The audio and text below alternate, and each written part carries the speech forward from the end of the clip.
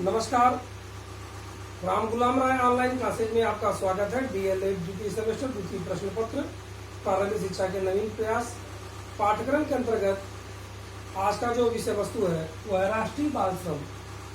राष्ट्रीय बाल श्रम प्रारंभिक शिक्षा से संबंधित यह एक विषय वस्तु है जिसमें सर्व शिक्षा अभियान को अगर देखा जाए उसकी पूर्ण सफलता के लिए राष्ट्रीय बाल श्रम का पूर्ण निषेध होना आवश्यक है। जिसे सर्व शिक्षा अभियान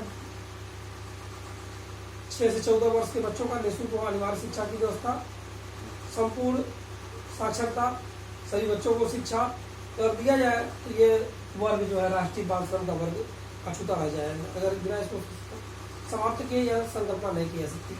बाल श्रम की समस्या प्रत्येक युग और समाज की समस्या रही है, किसी रूप में इसी तरह विद्यमान रही है। वर्तमान औद्योगिकरण के युग में समस्या अधिक भयंकर रूप लेती गई। बाल श्रम तथा किसी भी राष्ट्र, किसी भी अर्थव्यवस्था के लिए मानवता के नाम पर एक कलंक है और बच्चों के लिए एक अभिशाप है। और यह अर्थव्यवस्था पर एक प्रकार का बोझ है कि जहाँ पर यह बाल श्रम हो। परंतु यह व्यवस्था विकसित देशों में भी है, यहाँ तक कि अमेरिका जैसे देश में भी बाल श्रम की घटनाओं में वृद्धि हो रही है। विश्व के समस्त देशों में तो है ही, परंतु और देखा जाए तो कार्यों में लगातार उनका शोषण किया जा रहा है। उद्योगों के जोखिम भरे कार्यों में भी बच्चों को लगाया जा रहा है। बचपन छिनता यह बाल श्रम बच्चों का यह एक पीड़ा का विषय है। जिस प्रकार से बाल श्रम की समस्या से अगर देखा जाए तो उभरने के लिए तमाम व्यवस्थाएं बनाएगी, जिसमें निर्धनता, परिवार की जरूरतें आदि, उपेक्षा, बालक बालिका में भेदभाव, इस प्रकार से इसमें सबसे महत्वपूर्ण बात आती है निर्धनता, फिर आता है भेदभाव, फिर आता है सस्ता श्रम। इन तमाम बिंदुओं पर ध्यान दें।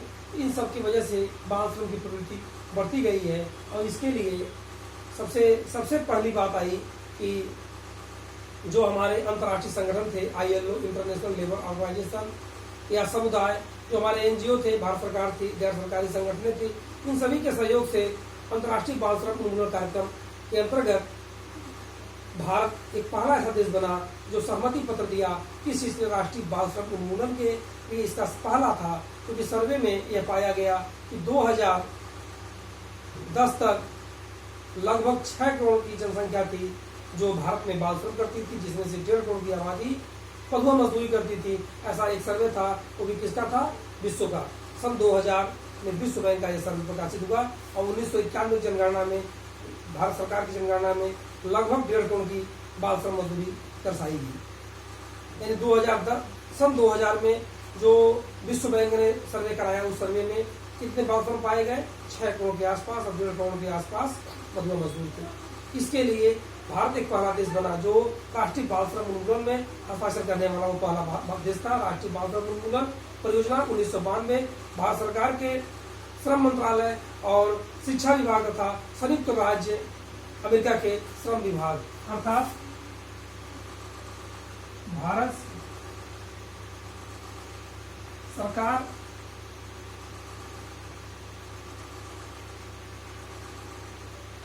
श्रम विभाग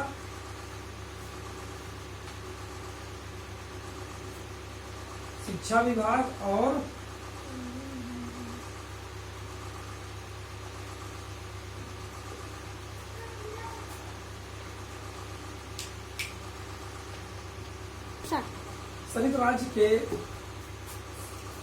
संयुक्त राज्य अमेरिका के श्रम विभाग के तकनीकी सहयोग पर आधारित है।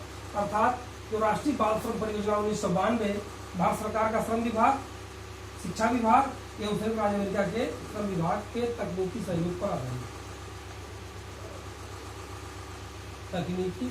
पर आधारित यह परियोजना है जो राष्ट्रीय बाल श्रम परियोजना है। इसका विस्तार करके धीरे धीरे 150 जनपदों में 2010 योजना में लगभग 150 जनपदों में किया गया। अब ये बात आती है राष्ट्रीय बाल श्रम का जो उद्देश्य था, सबसे पहला था राष्ट्रीय बाल श्रम का उद्देश्य में अगर हम बात करें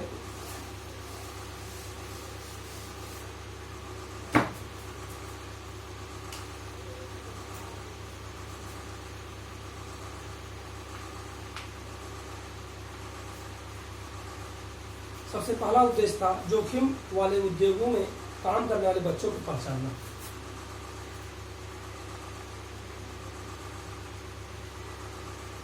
जोखिम उद्योगों में काम करने वाले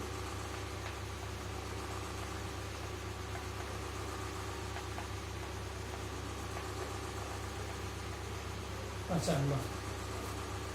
दूसरी बात थी उन उद्योगों से बच्चों को, किशोरों को, किशोरियों को हटाना, अर्थात यहाँ पहचान करना था। दूसरा था वहाँ उद्योगों से हटाना।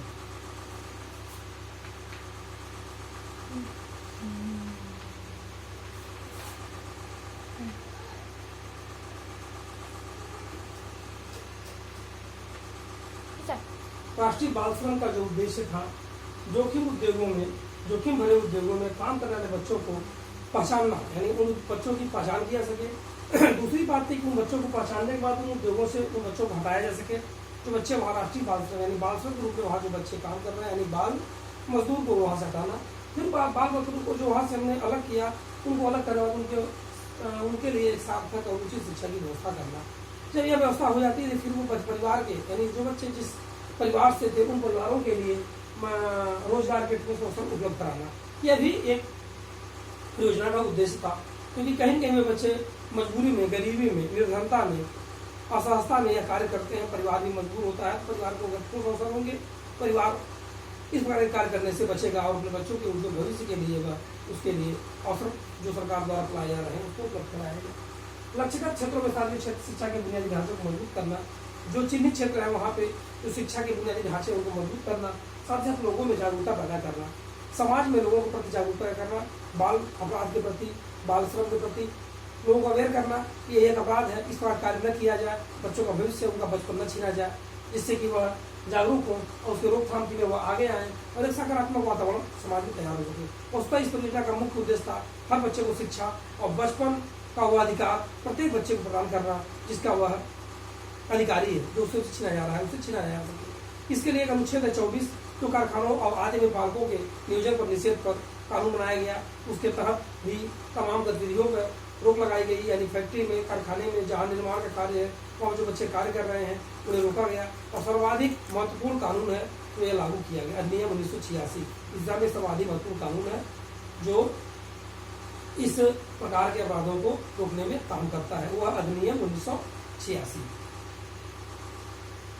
राष्ट्रीय बाल श्रम अपराध अधिनियम 1986 अनुच्छेद 24 में भी कारखानों आदि में बालकों को नियोजन पर निषेध है। कहीं भी उनको खाना चाहे होटल में, रेस्टोरेंट में, कारखाने में, रिसोर्ट में आदि पर उनको मतलब नियोजन पर रोक लगाई गई। इस पे सर्व शिक्षा अभियान से इसका संबंध है। सर्व शिक्षा अभियान का लक्ष्य है 14 वर्षीय बच्चों को निःशुल्क शिक्षा देना, औपचारिक प्राथमिक विद्यालयों में द्वारा शिक्षा देना। इस प्रकार से केंद्र सरकार, राज्य सरकार का जो समेकित प्लान था सर्व शिक्षा अभियान बहुत अधूरा था, तो वह कहीं न कहीं सर्व शिक्षा अभियान प्राथमिक शिक्षा के राष्ट्रीय लक्ष्य की संप्राप्ति को पूरा करने में अपने आप को संपूर्ण नहीं हो पा रहा था, जिसकी वजह से राष्ट्रीय बाल श्रम भी तो कहीं न कहीं दूसरे से जुड़ के काम करने की व्यवस्था है। इसके अंतर्गत हम यह पाते हैं कि इस प्रकार से सर्व शिक्षा अभियान के अंतर्गत 2007 तक 5 तक की शिक्षा यानी 5 वर्ष की प्राथमिक शिक्षा पूरी करना था और 2010 तक 10 वर्ष की प्राथमिक शिक्षा पूरी करना था। इन सभी लक्ष्यों के साथ 2010 तक सार्वजनिक गुणवत्ता प्रारंभिक शिक्षा की व्यवस्था करना तय किया गया और उसको पाया गया। सार्वभौमिक शिक्षा यानी प्रारंभिक शिक्षा राष्ट्रीय लक्ष्य की संप्राप्ति को के साथ साथ बाल श्रम उन्मूलन का इन सभी बच्चों को शिक्षा की धारा से जुड़ा जा सके, इसकी शिक्षा की व्यवस्था किया सके, फिर संकल्प के साथ इस कार्य को पूरा किया सके, यानी सभी बच्चों को शिक्षा मिल सके। बालक बालिकाओं के अधिकारों का हनन करना ही बाल श्रम है। बाल श्रम क्या है?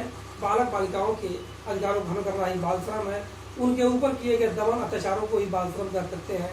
यानी बाल श्रमिकों को अपने व्यक्तित्व का विकास तभी कर पाता है जब उसका शोषण न हो, यानी बच्चे जो शोषण होगा तो बाल श्रम कहलाएगा।